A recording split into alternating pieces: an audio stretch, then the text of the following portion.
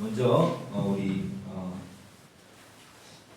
성경을 먼저 한번 다시 보겠습니다. 31절부터 36절까지는 이런 내용이죠. 무리가 표적 때문에 예수님을 믿게 되었다. 그리고 대제사장들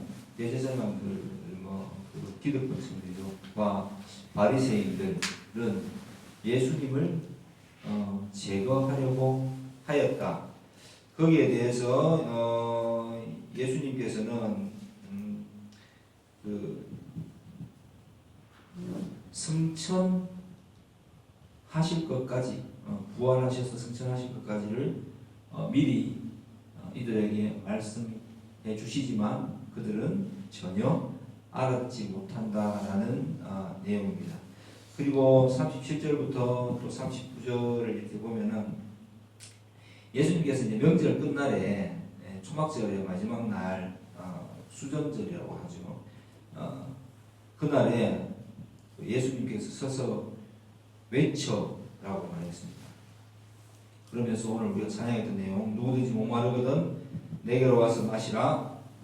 나를 믿는 자는 성경의 이름과 같이 그 배에서 생수의 강이 흘러나오리라 라고 말씀하시는 장면이고, 40절부터 44절까지는 그들 사이에 뭐가 일어납니까? 분쟁이 일어납니다. 예수님으로 인해서. 예수님으로 인해서 분쟁이 일어나는데, 이 예수님으로 인해서 일어난 분쟁은 뭐 이런 내용입니다. 어떤 자는 그리스도다, 어떤 자는 선지자다, 어떤 자는 아무것도 아니다, 누군지 모르겠다, 아니다, 이렇게 이제 분열되는 이 양상이 나타나고, 그리고 45절에는 예수님을 잡기 위해서 대제사장들과 바리새인들이 성전 경비병들을 보내죠. 그래서 이 두 부류에 대한 또 차이를 보여줍니다. 여기 보면은 경비병들이 잡으러 갔다가 잡지 못하고 돌아와서는 이 사람처럼 말한 사람을 나는 만나보지 못했다, 우리는 이렇게 이야기합니다. 그리고 바리새인들은 또 대제사장들은 율법을 모르는 자는 저주받은 자다, 이 무리가 바로 저주받은 자다, 이렇게 또 영적 오만을 부립니다. 그리고 마지막으로는 이제 니고데모가 등장해서 예수님이 율법적으로 판단할 수 있다면, 율법에서는 행한 것도 보기 전에 예수님이라는 사람을 너희가 마음대로 죽이거나 잡아오거나 처벌할 수 있겠는가라고 이야기하는 장면으로 본문이 구성되어 있고, 그들은 갈릴리에서는 이제 니고데모의 말에 비아냥거리면서 갈릴리에서는 선지자는 가지 못한다, 이렇게 말하고 있습니다. 자, 오늘 본문에서 좀 눈여겨봐야 될 것은 이 본문 전체의 구조가 이렇게 가만히 보면은 명절 끝날이라는 데 가장 포커스가 맞춰져 있죠, 그죠? 이 초막절은 어떤 절기냐면은 출애굽할 때 광야에서의 생활을 기념하며, 동시에 그 마지막 날에는 모세가 반석을 쳐서 물이 나오는 장면이죠. 예. 그래서 그 물이 나오는 것을 기념하기 위해서 현재의 과거의 은혜에 감사하고 미래에 대해서 농경사회에서 또 이 농경사회이기도 하고 또 뭡니까 목축하는 그런 사회이기 때문에 비는 굉장히 중요한 요소였어요. 그래서 미래의 어떤 응답을 이렇게 바라는 그런 양상들로 구성이 되었는데, 이때는 어떻게 하느냐면요, 은혜를 기억하고 공급을 갈구하면서 이 대제사장이 황금병을 먼저 들고 그 성전 앞에 있는 실로암 못으로 갑니다. 그리고 못에서 물을 떠서, 황금병에 물을 떠서 그 수문을 통해서 성전 안으로 입장합니다. 그리고 번제단에 포도주, 전제라 그러죠. 포도주와 물을 붓는 의식을 치를 때 절정에 달하게 됩니다. 있습니다. 초막절이. 그때 바로 어떻게 했다고요? 예수님께서 서서 외치시는 겁니다. 굉장히 특이한 장면이에요. 이게 그냥 우리가 모르고 보면은 뭘 하시는지 모르는데 성전 안에서 대제사장들이 대전에 물을 붓고 막 그렇게 하는데 그냥 갈릴리에서 온 목수 하나가 벌떡 일어나가지고 이름 닦고 표적을 행했던 한 청년이 일어나서 누구든지 목마르거든 내게로 와서 마셔라 라고 막 외칩니다. 나를 믿는 자는 그 배에서 생수의 강이 넘쳐나리라 라고 외칩니다. 이 말씀은 어디에 근거하느냐 하면요, 구약의 어떤 종말론적 약속에 근거합니다. 먼저 이사야 12장 3절로 한번 가보겠습니다. 이사야 12장 3절.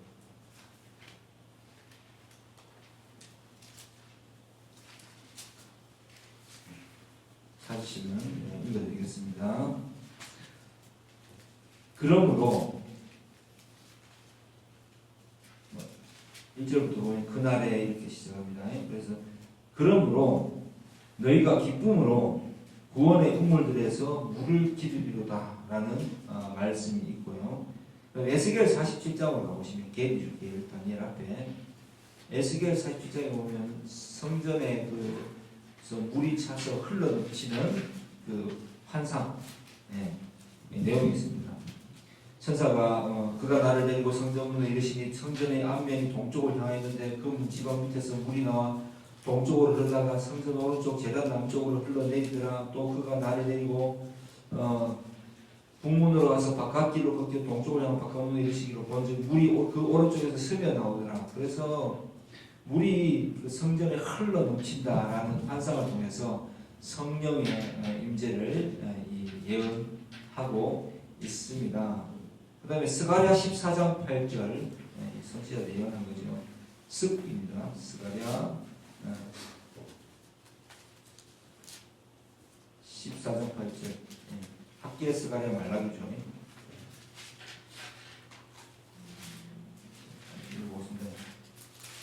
14장 8절 그날에 생수가 예루살렘에서 솟아나서 절반은 동해로 절반은 서해로 흐를 것이라.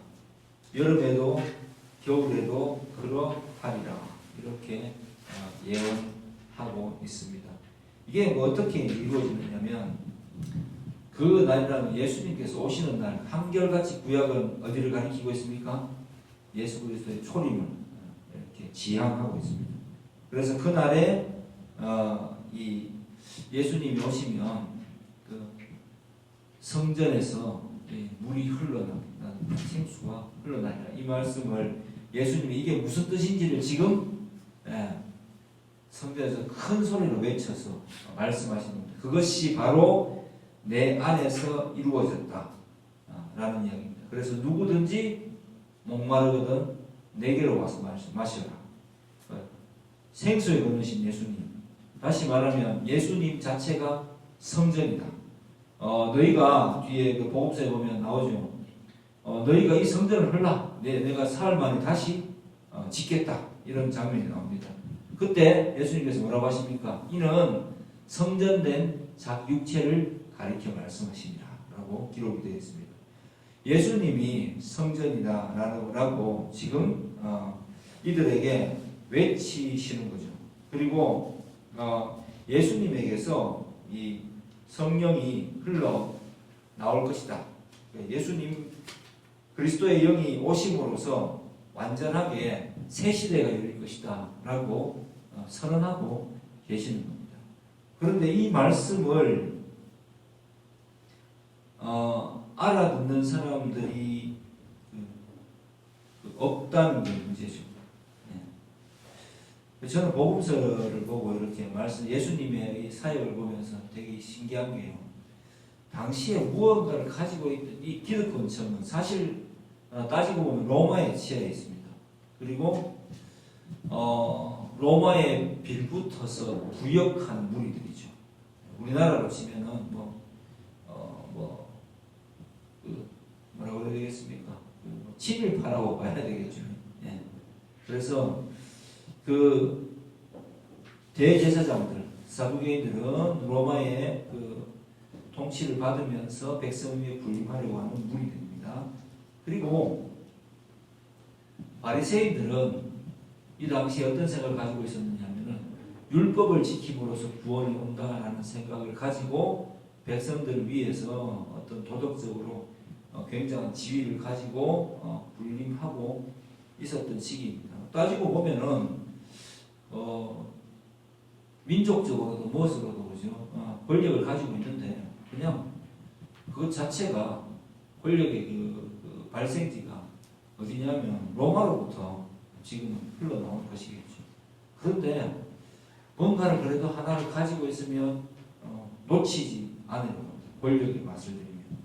그래서 예수님께로 쏠리는 이 민중들의 관심을 굉장히 두려워하고 있는 장면입니다.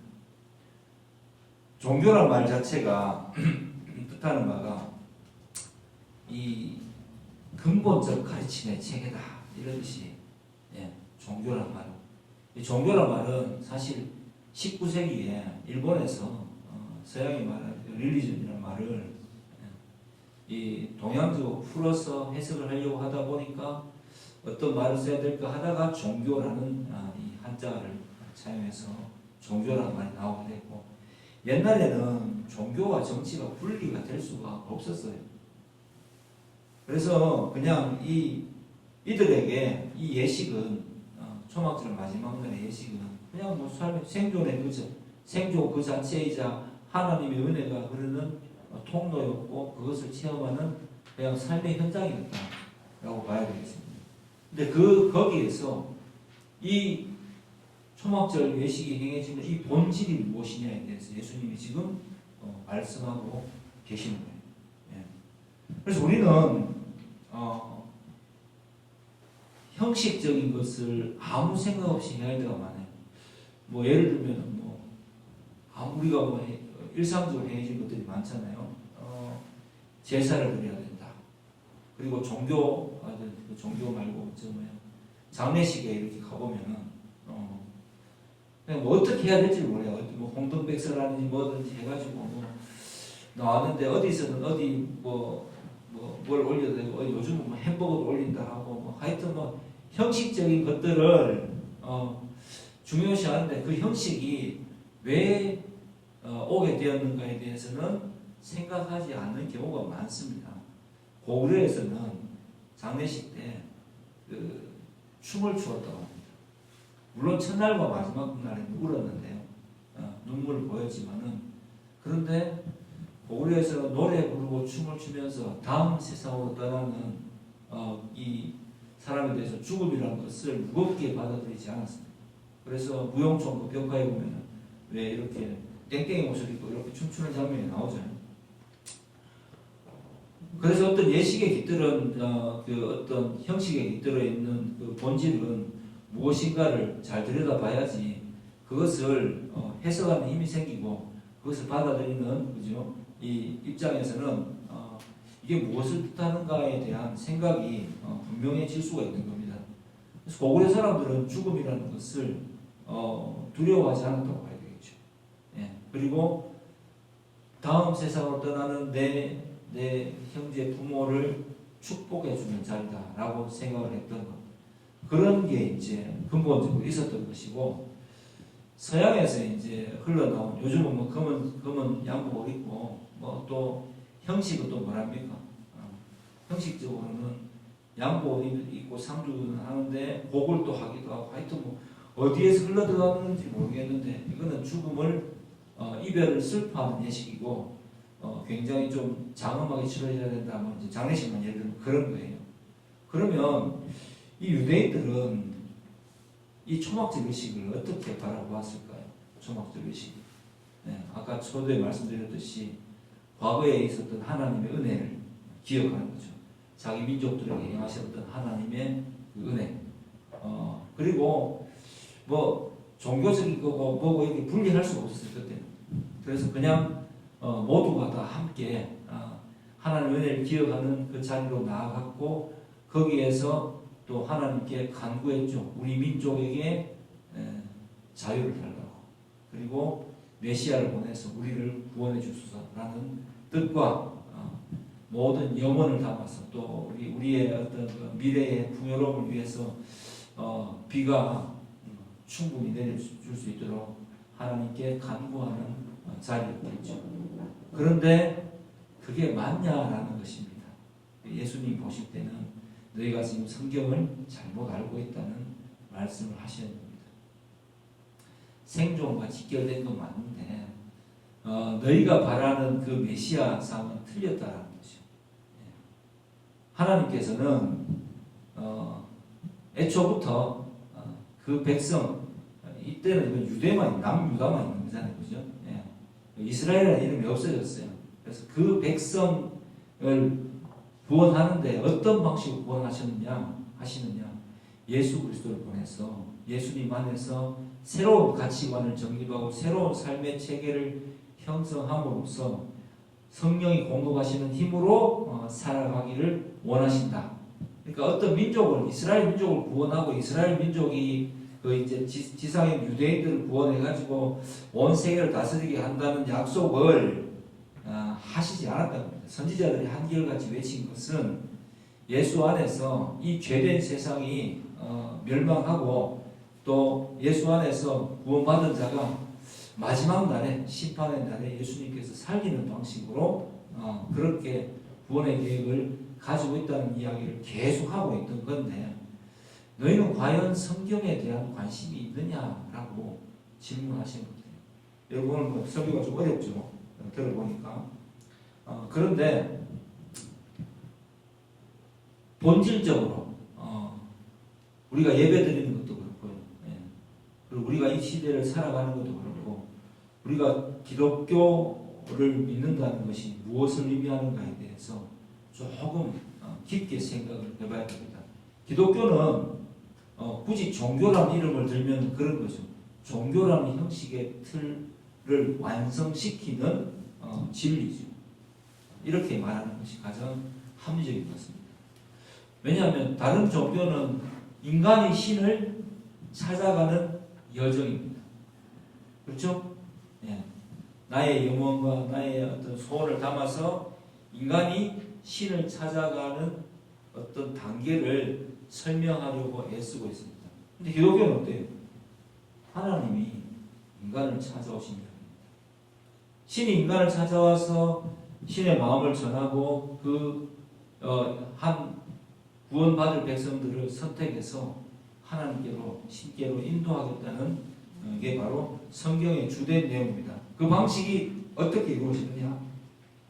바로 예수님 안에서 이루어진다라고 이야기하고 있고, 오늘 39절에 나오는, 그때는 아직 성령이 그들에게 임하지 않았다는 이야기는 뭐냐면은, 항상 성령은 우리와 그들과 함께 계셨는데 오순절 성령의 그 충만함, 흘러넘침이 아직은 이루어지지 않았다. 왜? 예수님께서 아직 십자가를 지시고 부활하신 그 영광을 받으시고 승천하시지 않았기 때문에 그때가 이르지 않았다는 말입니다. 우리는 형식을 중요하게 생각하는 마음도 있어야 됩니다. 예배에 대한 집중도가 있어야 되고요. 우리가 왜 말씀을 듣습니까? 예수님이 어떤 방식으로 우리를 구원하시고 그 구원받은 자는 이 땅을 살아가면서 어떻게 살아가야 되는지를 알기 위해서 오늘 지금 함께 모여서 예배드리고 나눔을 하고 찬양하는 겁니다. 일반적으로는 종교적 형식은 어떻게 치러집니까? 내가 찾아가서 내 소원을 담아서 내고, 그리고 그 소원을 이루어지기를 진심으로 비는 형식으로 나오죠. 그래서 보편타당적인 이야기를 들으면서 방법을 강구하고, 때로는 제단을 쌓기도 하고, 때로는 절을 하기도 하면서 자기의 욕심을 관철시키는 방식으로 이루어진다면, 하나님이 인간을 찾아오실 때 우리는 어떻게 행동해야 되겠는가로 기독교는 모든 것이 구성이 되어 있습니다. 그래서 인간을 찾아오신 신을 찬양합니다. 그죠? 내 소원을 이루어 주신 하나님을 찬양하는 것이 아니라 죽을 수밖에 없었던 나를 찾아와서 내게 생명을 주신 하나님을 찬양합니다. 그리고 그 하나님이 내게 뭐라고 말씀하시는지 나의 가치관, 묵은 가치관, 그릇된 가치관을 바꾸기 위해서 말씀을 듣고 말씀을 읽습니다. 그리고 그 깨달은 마음으로 그렇게 살아가기 위해서 주님 제게 힘과 능력도 공급해달라고 어떻게 합니까? 기도합니다. 이게 바로 오늘 예수님이 이 초막절 마지막 날에 백성이 알기를 원했던 마음이다라고 보시면 되겠습니다. 그래서 누구든지 너희가 형식을 지키고 그렇게 막 하나님께 너 마음대로 나가서 비는 게 아니라 그 모든 선지자들이 말한 글이 예수 안에서 내 안에서 이루어졌느니라고 외치면서 누구든지 삶에 대해서 모든 그 문제에 대해서 목마르거든 하나님께서 무엇을 행하신지를 알고 싶거든 내게로 와서 마셔라 라고 말합니다. 나를 믿는 자, 예수님에게 전적으로 예수를 믿고 전적으로 의지하는 자는 그 배에서 생수의 강이 흘러나린다. 이게 무슨 이야기겠습니까? 예수님을 믿게 되면 그 믿는 자로 하여금 그것이 한 사람이든 두 사람이든 그 사람으로 인해서 주변 사람들이 복을 받게 됩니다. 그 사람에게 삶의 행식과 그 사람의 배품과 그 사람의 어떤 그 전하는 그 가치관, 모든 인격 이런 것들을 통해서 주변 사람들이 복을 받게 될 것이라고 이야기합니다. 왜? 전혀 다른 방식이기 때문에 그렇습니다. 그 사람은 보편적이지 않겠죠. 그 사람은 성령의 사람입니다. 다시 말하면 성령의 사람은 내 마음속에 기독교적 가치관, 말씀의 가치관이 자리 잡은 자입니다. 그래서 그의 언행에는 자기를 위함이 먼저 되지 않습니다. 오직 어떻게 하면 내게 이런 은혜를 주신 예수님이 나의 삶을 통해서 드러날까를 염두에 두고 모든 행동을 하게 됩니다. 그것이 뭐 배품이든 싸움이든 뭐 어떤 그 논쟁이든 무엇이든지 간에 하나님께 구하고 나타나게 됩니다. 그래서 어떻게 이야기합니까? 항상 기뻐하라. 쉬지 말고 기도하라. 범사에 감사하라. 이는 그리스도 예수 안에서 너희를 향하신 하나님의 뜻입니다. 성령을 소멸치 말고 예언을 멸시치 말고 이렇게 나가죠. 그죠? 그래서 우리의 삶은 결국은 항상 기뻐할 수밖에 없습니다. 그러니까 무조건 긍정이야 라는 이야기가 아닙니다. 어차피 우리의 끝이 예수 안에서 완성될 것이기 때문에 항상 기뻐할 수 있는 것입니다. 조금 불편한 상황에 놓이게 될지라도 이 현재의 상황이 믿지 않는 자들처럼 타개할 방법이 없어서 뭐 아주 안 좋은 결말을 맞이한다든가 이런 경우는 없기 때문에 우리는 항상 모든 상황 속에서도 주를 의지하고 기뻐할 수 있는 것입니다. 그리고 불안할 때 어떻게 합니까? 기도하라. 왜 쉬지 말고 기도하라고 했겠습니까? 이렇게 기도하라는 이야기는 아니겠죠. 계속해서 말씀의 가치관을 행할 수 있게 해달라고 주님 제게 힘을 주세요. 주님 제가 어떻게 생각해야 이 일을 견딜 수 있을까요? 라고 이야기하면서 하나님 뜻대로 살아가게 해주세요. 이 시기를 지나가게 해주세요. 라고 하면서 기도하는 것입니다. 왜? 결국 답은 내게 있는 것이 아니라 주의 말씀 안에 있습니다. 그리고 그 모든 것들이 어쨌든 모든 것이 합력하여 선을 이루게 이루어질 것이기 때문에 우리는 범사에 감사할 수가 있는 것입니다. 그러기 위해서는 대살로니가서죠. 그러기 위해서는 뭐가 되어야 됩니까? 성령을 소멸치 말아요. 성령이 소멸된다는 말이 무슨 뜻인지 아세요? 말씀의 가치관, 말씀이 떠오를 때 우리 성령께서 우리 마음속에 말씀을 떠올려 주실 때, 우리 생각 속에 떠올려 주실 때 이렇게 하는 것이 맞겠다라고 하면은 성령께서 주시는 생각은 응답은 무엇입니까? 생명과 평안이죠. 평안한 마음이 들고 이 상황이 이렇게 하면은 생각보다 불편한 상황인 것 같은데 그래도 그렇게 했을 때 주님의 영광이 드러난다면 내가 조금 더 내 생각보다 조금 더 견뎌야 될 생각, 어떤 뭐 그런 응답이 온다면 조금 더 견디면 되는 것이죠. 그러면 놀랍게도 우리 마음 가운데 평화가 찾아오고 그 일이 해결되는 것을 볼 수가 있습니다. 그래서 인내는 연단을 갖고, 연단은 그죠? 소망은 이렇게 이제 소망 가운데 또 믿음이 생기고 버티고, 그런 게 바로 성도의 삶이다 라고, 성령 충만한 삶이다 라고 예수님 말씀하십니다. 그것을 손수 보여주시기 위해서 이들에게 이렇게 미움을 받으시고, 그죠? 예상할 수 없는 방식으로 예수님께서는 등장하셔서, 그릇된 생각을 가지고 있지만 형식을 취하고 있는 사람들 앞에서, 그 자리에서 명절 끝날에 아는 사람들 보는 앞에서 본질이 무엇인가를 외치고 계신 것입니다. 이 예수님의 삶처럼 우리도 어떤 행위를 할 때, 우리 예배를 드리든 말씀을 드리든 어떤 내가 삶 속에서 어떤 행위를 하든지 간에 내가 이렇게 하는 이 본질적인 그 어떤 마음이 어떤 것인가.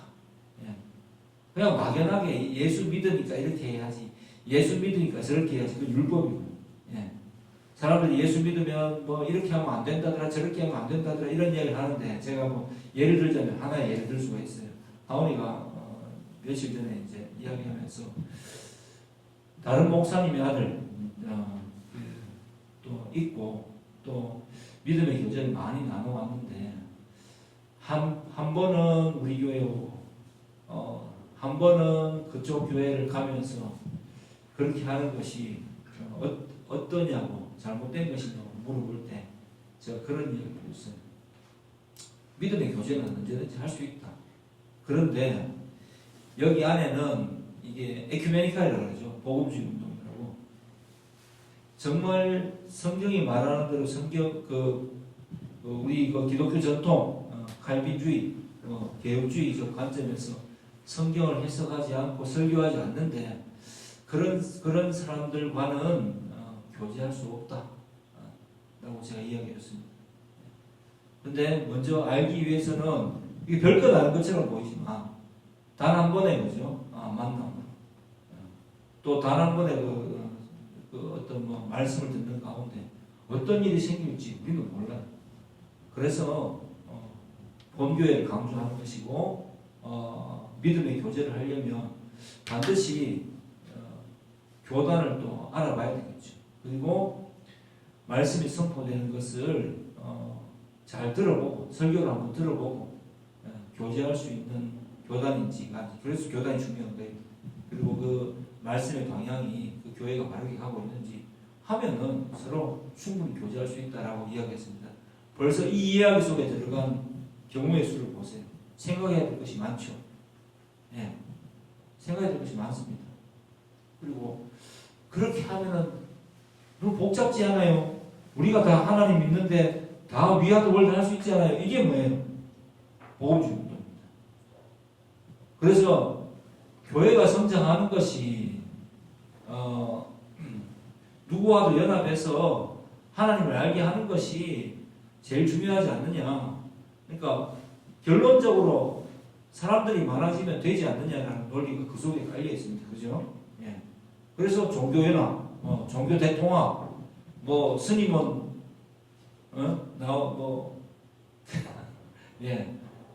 성탄 축하 메시지를 보내고, 또 그 초파에 되는 또 신부들이 또 축전을 보내고, 이런 묻지 못할 사태들이 벌어지고 있는 것입니다. 근데 본질적으로 가만히 들여다보세요. 그럴 수 있는지.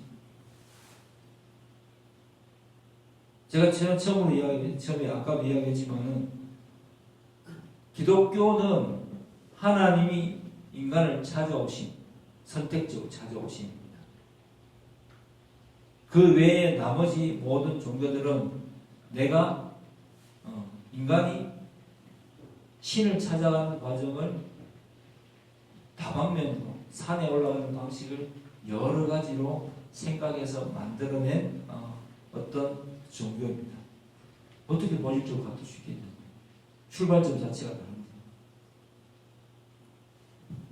그래서 단 한 번의 어떤 그 생각의 차이 때문에 들었을 때 보편타당적인 이야기는 우리가 받아들이기가 쉽잖아요. 근데 이 시대가 우리 교회가 과연 양적으로 그 성장을 맞이할 수 있을까를 저는 요즘 굉장히 생각해 봅니다. 예.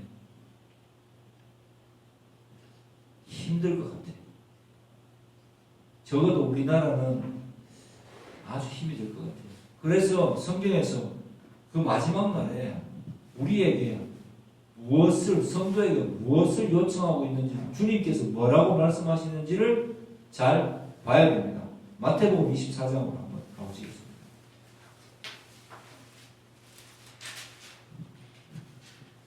항상 이걸 제가 많이 읽어드리죠.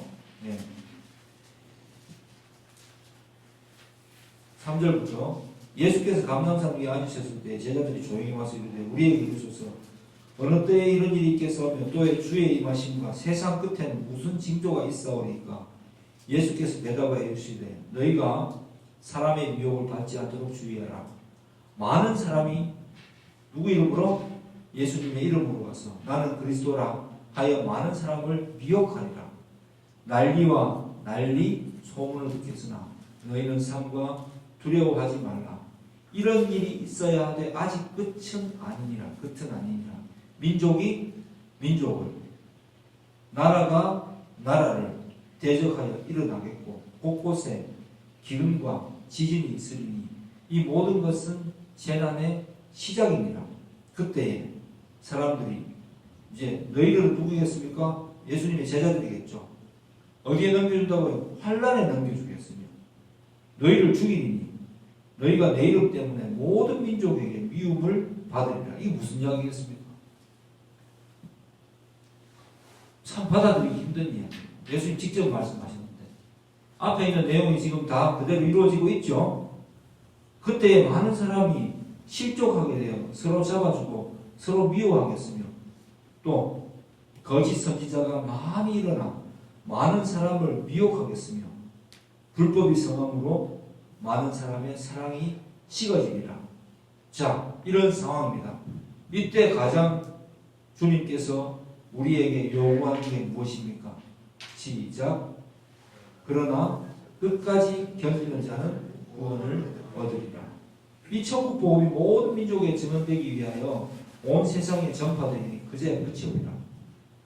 결국 주님이 다시 오실 때까지 우리에게 주어질 상황은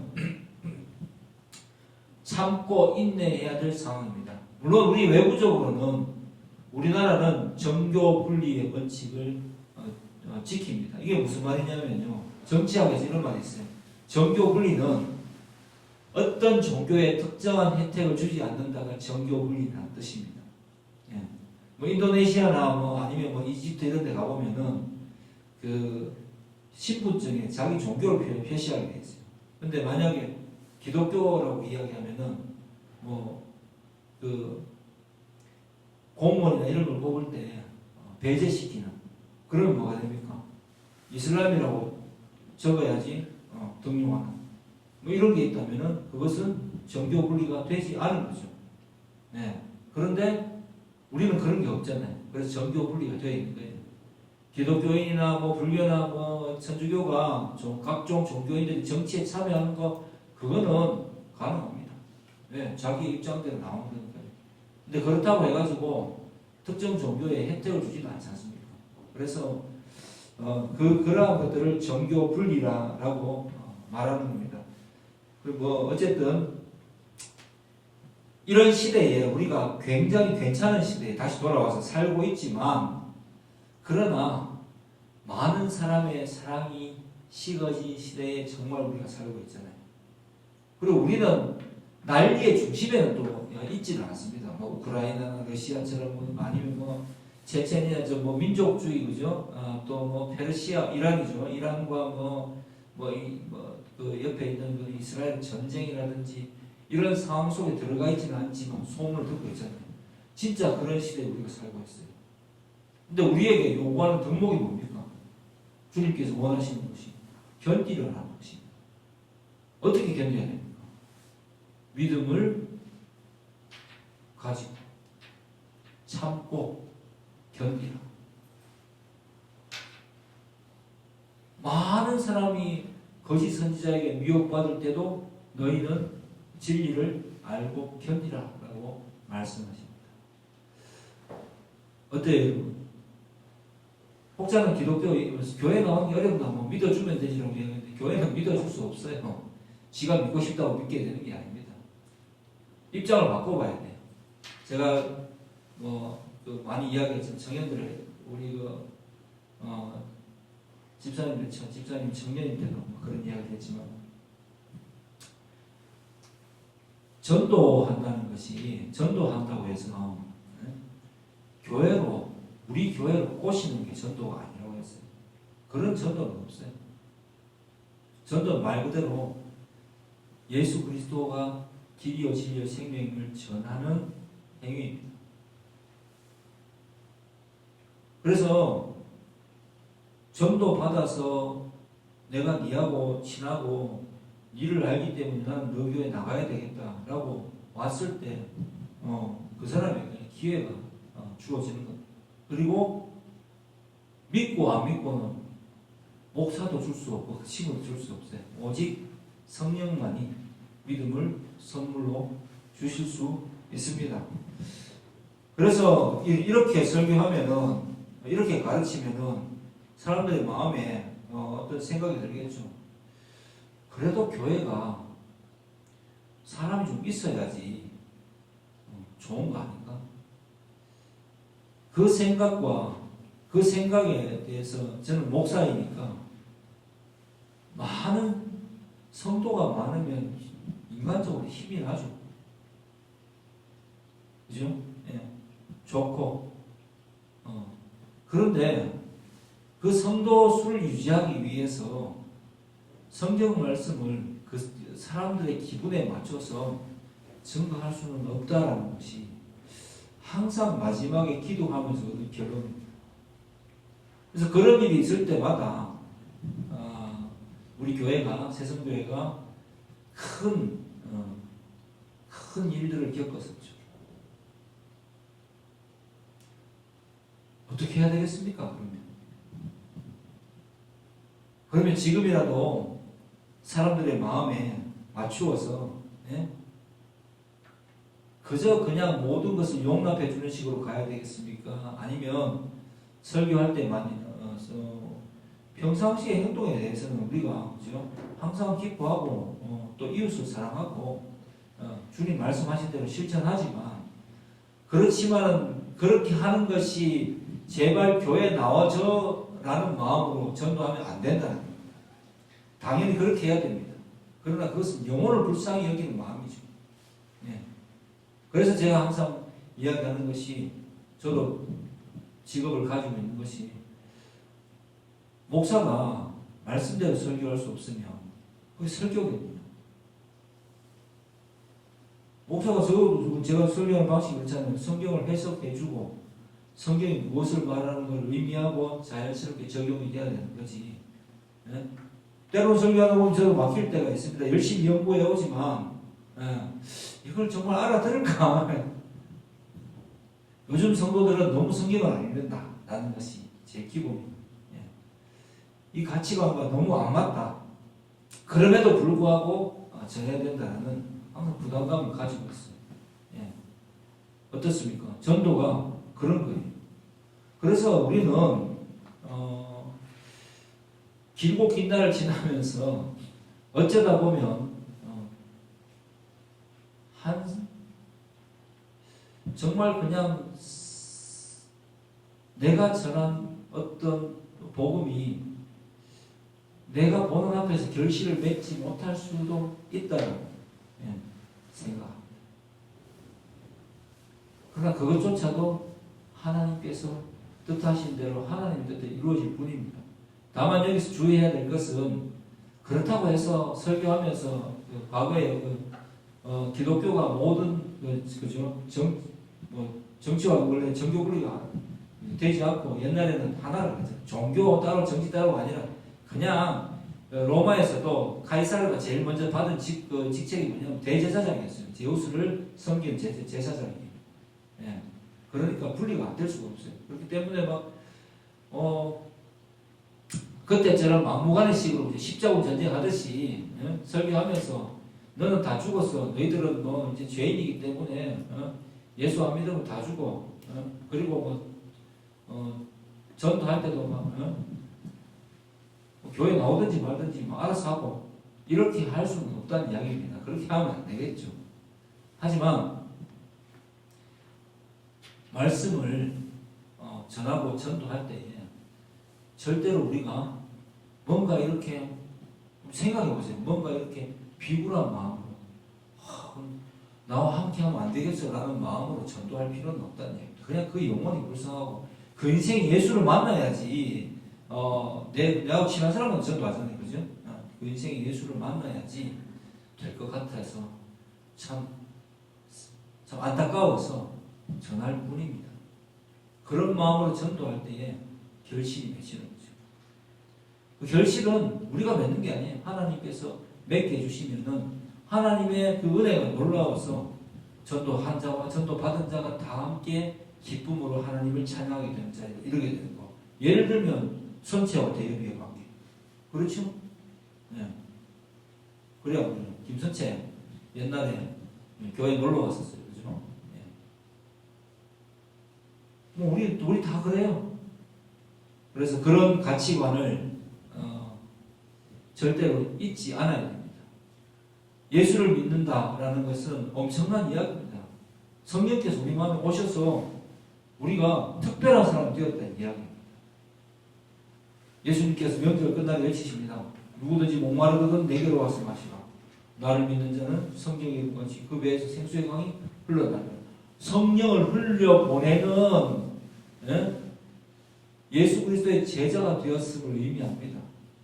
그래서 성도 여러분, 그런 마음을 가지고 이 본질을 생각하면서 예수 믿음에 대해서 정말 자부심을 가지고 기쁨으로 신앙생활하는 저와 여러분 되기를 주의 이름으로 축복합니다.